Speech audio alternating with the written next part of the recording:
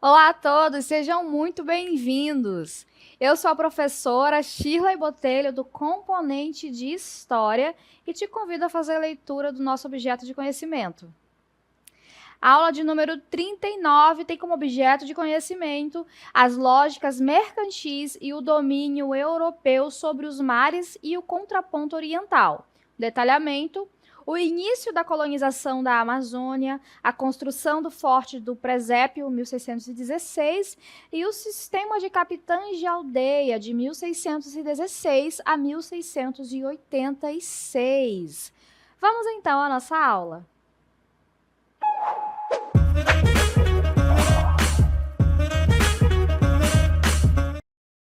Muito bem, então nessa aula a gente vai entender os primeiros esforços de Portugal para a colonização na região amazônica, bem como os primeiros dispositivos no sentido de administração desta vasta região. E a gente inicia com o seguinte texto: o início da colonização aqui na Amazônia. Então, o início dessa colonização na Amazônia, ela remonta aos primeiros anos do século XVII, quando os portugueses eles intensificaram seus esforços para explorar e consolidar o controle sobre essa vasta região. Lembrando que durante o século XVI, a coroa portuguesa ela vai, de certa forma, ignorar a região amazônica, porque a gente não pode esquecer do Tratado de Tordesilhas, que a gente vai se aprofundar nele um pouquinho mais à frente. Mas a coroa portuguesa ela está mais inclinada a concentrar os seus esforços no litoral brasileiro, ali na economia da cana-de-açúcar. Então, durante o século XVI, essa região vai ser, de certa forma, ignorada pela coroa. Então, a Amazônia, continuando aqui no nosso texto, com sua exuberante biodiversidade, seus recursos naturais, ela tornou-se alvo de interesse para os colonizadores europeus em busca de riquezas e territórios estratégicos. A exploração inicial, ela concentrou-se principalmente nas margens do rio Amazonas. A gente precisa compreender que, até hoje, os rios que banham aqui o Amazonas, eles são de fundamental importância para os moradores da região. E os rios, eles funcionam como se fossem vias mesmo, né? Nós temos uma via hidrográfica muito importante. Então, naquela época, os rios, eles funcionavam como pontos estratégicos, onde os europeus eles vão fundar fortificações, eles vão iniciar ali suas vilas. Então, através dos rios, eles vão iniciar essas vilas. Continuando aqui no nosso texto, as expedições na Amazônia, elas desempenharam um papel significativo na exploração, no mapeamento e na colonização dessa vasta região. E a gente vai observar que, a partir do século XVI, diferentes expedições elas foram organizadas por colonizadores europeus para penetrar nas densas florestas e desvendar os segredos dessa imensa área. Então, a partir do século XVI, a gente vai ter algumas expedições que a gente pode citar. Então, ali, a partir de em 1542, a gente vai ter a expedição de Francisco de Orellana, que vai ser a primeira expedição que vai percorrer toda a extensão do rio Amazonas. Ela inicia ali na nascente no Peru e vai até a sua foz. A partir do século XVII, bandeirantes vão começar a fazer incursões na região em busca de capturar indígenas para trabalhar como escravizados. Ainda no século XVI, a expedição de Pedro de Teixeira ela vai ser fundamental para o domínio português na região e também as missões religiosas na região. Então, percebam como paulatinamente vai haver a partir dessas expedições, um certo domínio europeu na região amazônica. Então, a gente está falando de uma área que, a princípio, a priori, de acordo com o Tratado de Tordesilhas, ela pertence à Espanha. Vamos relembrar o que diz o Tratado de Tordesilhas? A gente tem aqui um Tratado de Tordesilhas que foi assinado no ano de 1494 por Portugal e Espanha, que são os primeiros países que se lançam nas expedições ultramarinas. Então, esse tratado, ele dividiu as terras recém-descobertas entre esses dois países, ao estabelecer uma linha imaginária no Atlântico. Então, o que o Tratado de Tordesilhas diz? Ele escolhe um meridiano, uma linha reta, e ele determina que, a partir dessa linha, as terras encontradas a oeste pertenceriam à Espanha e as terras a leste pertenceriam a Portugal. Ou seja, essas terras aqui que estão na costa brasileira, elas pertenceriam a Portugal, o que significa que essa parte da região amazônica, da região norte do Brasil, ela estava nos domínios espanhóis, portanto, pertenciam ali à Espanha. Então, a região amazônica, até então, ela era de domínio espanhol. No entanto, como a gente observa aqui no nosso texto, a Amazônia no século XVI, ela recebeu pouca atenção aqui da Espanha, aqui no século XVI, devido à falta de fontes de riqueza imediata. Então, a Espanha, como ela encontrou recursos minerais de grande valor aquisitivo em suas colônias, ali no México, no Peru, ela vai encontrar minérios, ouro, prata, ela não vai dar atenção imediata a essa região. Então, ela vai encontrar certa dificuldade de acesso a uma região densa. Então, ela vai deixar essa região de lado, não vai receber atenção imediata. Então, vai haver um interesse crescente na Amazônia a partir da segunda metade do século XVI, especialmente por holandeses, franceses, ingleses e irlandeses. Então, temos uma vasta região que está desguarnecida, que não tem ali soldados, que não tem ninguém vigiando. A Espanha está muito ocupada com outras regiões que estão lhe trazendo uma rentabilidade maior. Então, como essa região amazônica, ela tem uma vastidão, um território enorme, de difícil acesso, de difícil monitoramento, e que não lhe traz uma rentabilidade imediata, logo, ela não ocupou essa região. Ela não se preocupou em guardar a região, o que vai fazer com que outras nações passem a fazer incursões no território. E aí é que vai entrar a presença dos portugueses na região amazônica. Então, a presença portuguesa, ela foi se consolidando, mesmo que, inicialmente, a região não estivesse claramente definida pelos termos do Tratado de Tordesilhas. E aqui a gente tem um ponto de atenção. A gente já retorna aqui para esse texto. Porque nós estamos falando de um período em que o Brasil, ou melhor, em que a União Ibérica estava vigente. O que é a União Ibérica? A professora já explica para vocês. O rei Dom Sebastião, rei de Portugal, ele acabou falecendo em uma guerra, ou melhor, ele desapareceu numa guerra, numa batalha. Então, ele acabou sendo dado como morto, já que ele não retornava. E ele morreu, desapareceu, sem deixar nenhum herdeiro direto. O seu herdeiro, o herdeiro ao trono acabou sendo um tio, que já era muito idoso, e logo faleceu. E o trono acabou ficando à disposição. Isso gerou uma crise sucessória, que acabou levando ali um conflito entre os possíveis herdeiros que vão disputar o trono de Portugal. O fim desse conflito vai levar ali à coroação de Filipe II da Espanha, que vai se tornar Filipe I de Portugal. Então, isso vai levar à união das duas coroas ibéricas, ou seja, o rei da Espanha agora também é rei de Portugal. Temos um rei para os dois países. Isso vai fazer com que o Tratado de Tordesilhas ele acabe não sendo mais um tratado tão fixo assim.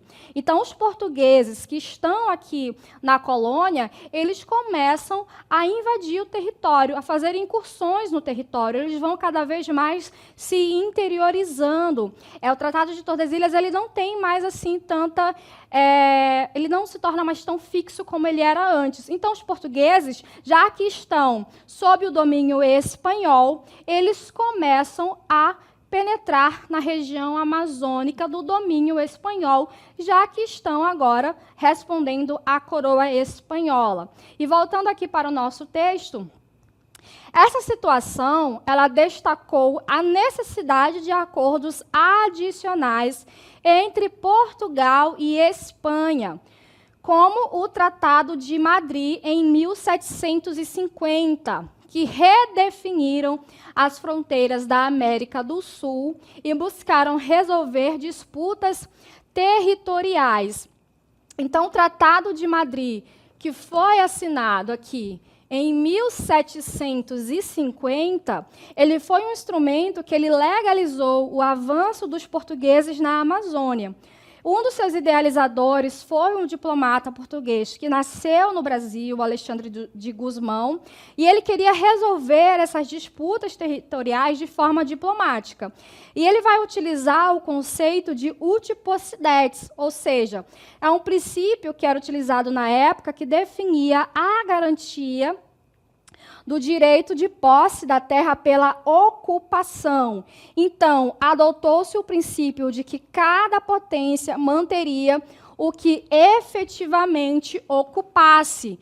Então, se os portugueses estavam ocupando aquela região pertenceria a Portugal.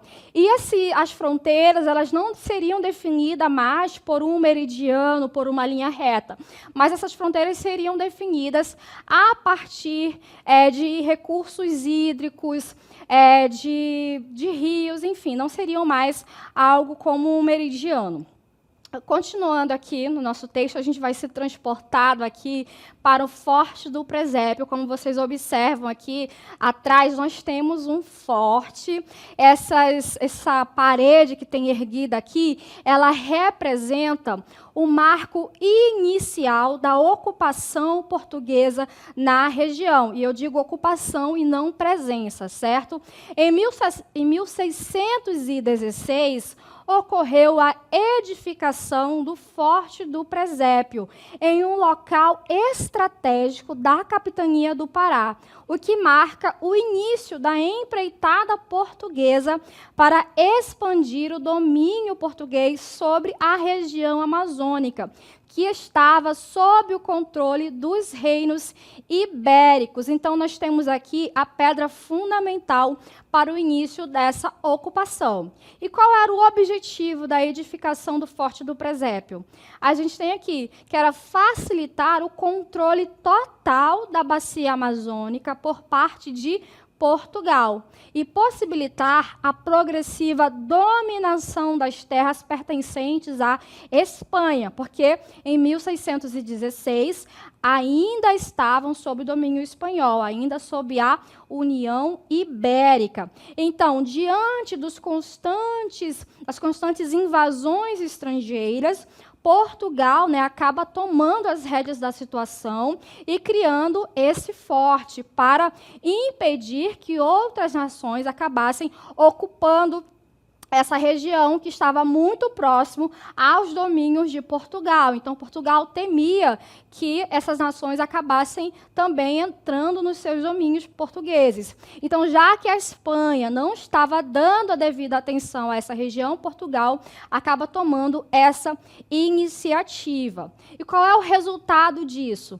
o aumento do processo de esvaziamento populacional das comunidades indígenas da região. Então, enquanto a gente está falando o quanto essas expedições elas vão auxiliar nesse processo de ocupação, de fundação de fortes, de fundação de vilas e de ocupação da presença portuguesa, a gente não pode esquecer do outro lado da história, né? Do quanto que o aumento da presença portuguesa, da presença europeia, significa a perda de identidade, a perda de território das populações indígenas.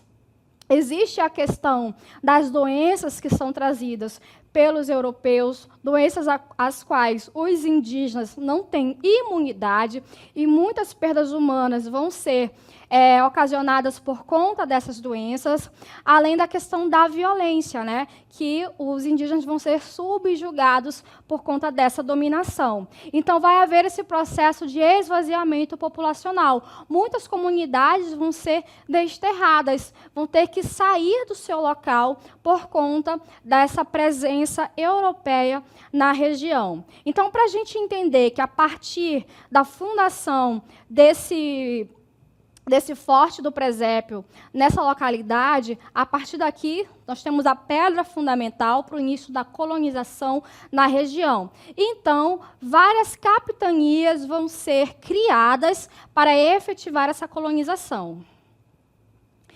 E aí nós temos aqui um quadro que ilustra bastante, que traz para a gente, que nos dá essa dimensão.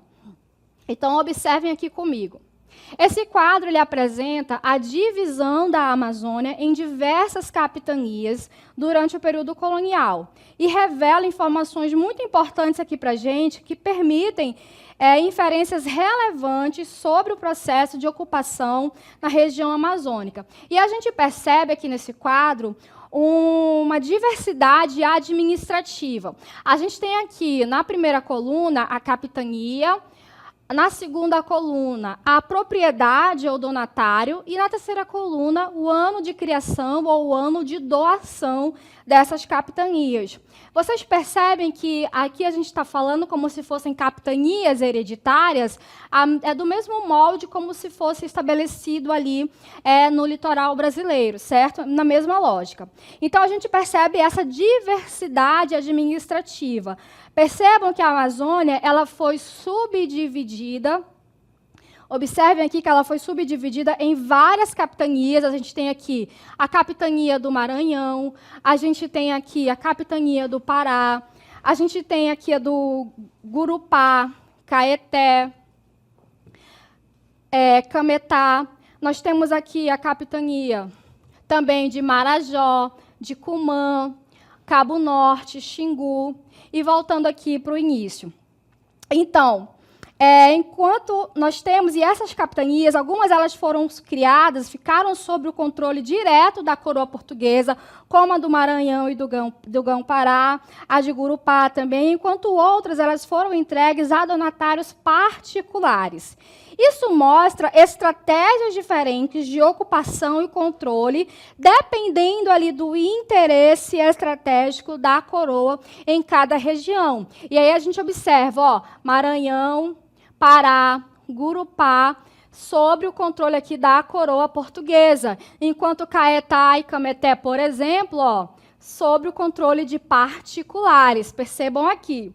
Então, a maior parte das capitanias ela foi criada aqui no século XVII, a partir da criação do forte. Por quê? Que é para dar ali uma segurança a essas capitanias. Então, a capitania aqui do Maranhão e do Pará, que elas foram criadas logo no início ali do século XVII, elas foram incorporadas à coroa, o que indica a importância estratégica para os interesses coloniais portugueses, especialmente aqui na defesa do território. Além disso, existe a presença aqui de locais, né, de figuras locais, como o Feliciano Coelho de Carvalho, como Álvares de Souza, e isso indica como os interesses de pessoas locais, de indivíduos ligados à administração portuguesa, no processo de ocupação, ele vai ser fundamental nesse processo de ocupação e colonização da região amazônica. E também outra estratégia que vai ser utilizada no sentido de administrar, de auxílio na administração da região amazônica, vai ser o sistema de capitães de aldeia, que vai vigorar entre 1616 e 1686, que é a fase inicial do plano de colonização da Amazônia por Portugal, que teve início sob os termos da Carta de Lei, que data de 10 de setembro de 1611. Então, nós temos aqui a primeira tentativa, né, jurídica de Portugal de administrar a região amazônica. Esse documento, ele estabelecia a implementação de um método de organização do trabalho dos povos indígenas na região, conhecido como Sistema de Capitães de Aldeia. Isso é importante porque, a partir do século XVII, vários bandeirantes vão entrar na região, várias expedições de entradas e bandeiras vão fazer incursões na região de forma voluntária e descontinuada, sem nenhum tipo de controle. Então, a coroa portuguesa vai tentar, ou melhor, coroa portuguesa não, a administração portuguesa ela vai tentar criar uma forma de controle sobre essa mão de obra, sobre esse tipo de trabalho. Então, por isso, ela vai criar essa lei. Então, de acordo com a lei de 1611, a alocação de indígenas para o serviço real e dos colonos, ela era dividida em duas categorias: os indígenas repartidos ou livres e os indígenas escravos. Então, os indígenas repartidos ou livres eram aqueles que consentiam em serem transferidos pacificamente em suas aldeias nativas para os assentamentos dos colonos e próximos das missões. Seriam aqui aqueles que iam nos descimentos, né, onde os colonos ou missionários iam lá e convenciam esses indígenas a descerem e irem para os assentamentos ou para as missões. Ou, a outra forma, eram os indígenas escravos, que eram aqueles capturados durante os resgates e guerras justas, bem como aqueles trocados como prisioneiros nos conflitos entre tribos. Só um adendo aqui. O que eram os resgates e as guerras justas? Eram formas de arregimentação da mão de obra indígena, certo? Então, os indígenas resgatados eram aqueles que era um dispositivo legal em que o colono ia lá com o missionário e ele ia resgatar um indígena que era prisioneiro de uma tribo. Então, ele trocava esse indígena por algum valor ou algum objeto e levava esse indígena para trabalhar como escravizado numa aldeia ou numa missão. Estava a serviço da coroa ou do colono. E havia também a questão das guerras justas. Os colonos só poderiam implementaram a guerra justa sob a justificativa de que aquela tribo ou aquele indígena estava praticando algum ato herético contra a fé católica ou se era uma tribo belicosa, estava sendo uma tribo violenta, estava prejudicando ali o andamento dos colonos. Então, esses eram justificativas para aplicar ali as guerras justas. Então, essas eram as formas de conseguir com que esses indígenas tornassem-se escravos. Então, de acordo com o sistema de capitães de aldeias, essa legislação, né, cada aldeia era designada a ter um capitão responsável por diversas atribuições. Então, como funcionava?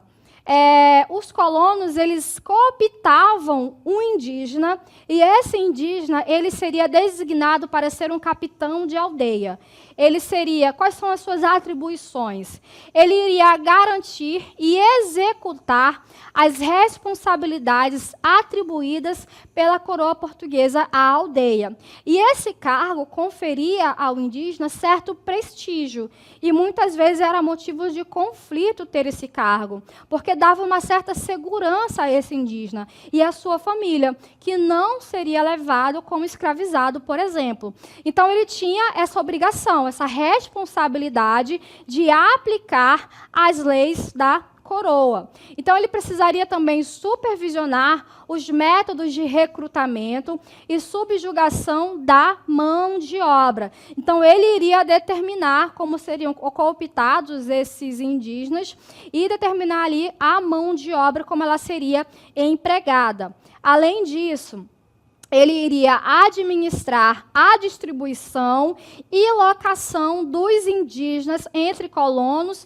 missionários e os serviços reais da coroa. Então, era ele que ia fazer essa divisão dessa mão de obra. Então, ele vai determinar quais indígenas ou quantos indígenas eles vão para os colonos, para os missionários, para os serviços reais. Ele vai fazer essa administração. Além de desempenhar funções judiciais, tanto civis quanto criminais, incluindo julgamentos e imposições de punições. Então, percebam como esse capitão de aldeia, ele tem plenos poderes, né, para escolher os indígenas, para determinar quais locais eles vão trabalhar, além de aplicar punições, tratar das leis dentro das aldeias e monitorar o pagamento dos salários aos indígenas para evitar que eles fossem explorados pelos colonos. Então, ele também vai tratar da questão dessa monitoração.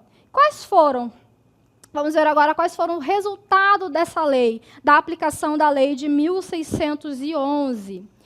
Os capitães de aldeia, eles exploravam os nativos em seu próprio benefício, tirando vantagem deles. Então, a princípio, essa lei, que deveria ser uma lei para regulamentar a questão da mão de obra indígena, na verdade, ela acabou explorando ainda mais a mão de obra indígena, uma vez que os capitães eles exploravam os nativos.